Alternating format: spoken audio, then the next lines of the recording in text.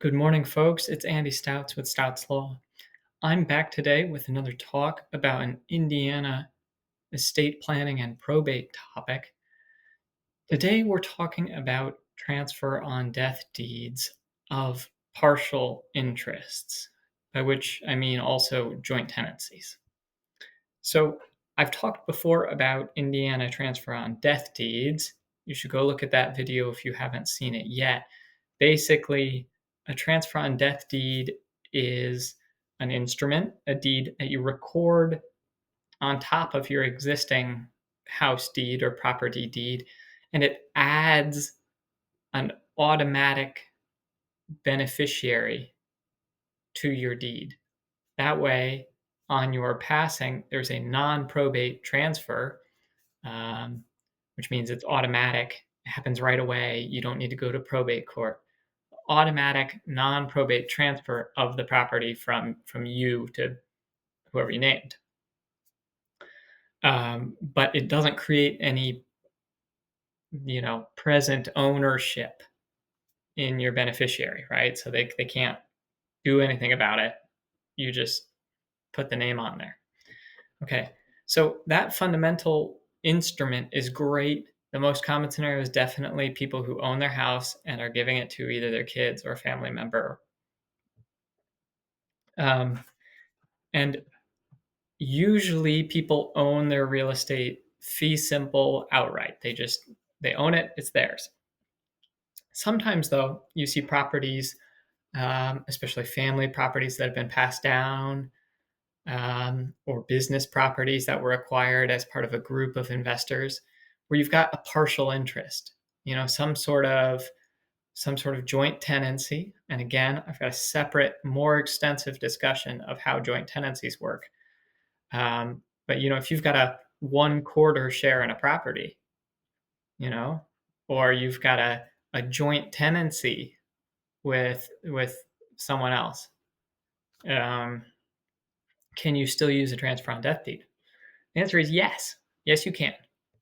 You can use a transfer on death deed for partial interests, just like you can for like a complete fee simple interest. And the rules for that are right in the Transfer on Death Property Act. So that's Indiana Code 32171411A, and then it's a list of 1, 2, 3, 4, 5, 6 of what happens in different situations. So you can go look at the law for yourself. I think the interesting ones are a tenancy in common. That's where you just own some fraction. If you put a transfer on death deed on your fraction, it operates as to your interest. So if you own 1/4 of your property, you can put a transfer on death deed for your 1/4 of the property. Doesn't affect anyone else. With husbands and wives, spouses who have this special tenants by the entirety, you can't do it unless both spouses join.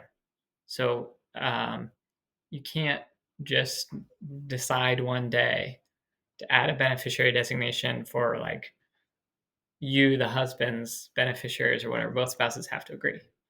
But the rules is different for a joint tenancy that's not spouses.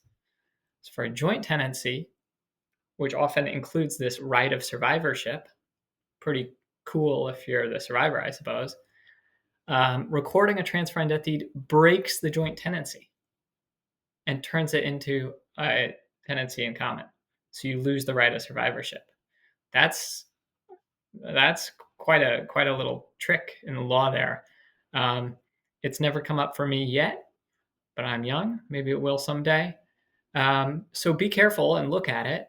But just because you own some fractional interest in a property doesn't mean transfer on death deeds are off the table.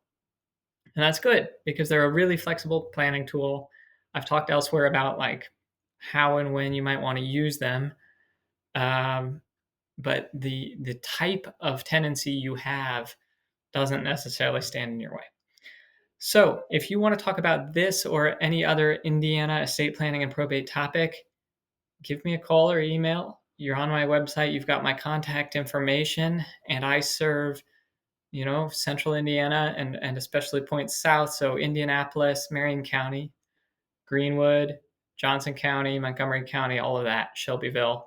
So give me a call and we can talk more, but I hope this general information of Indiana law was useful to you.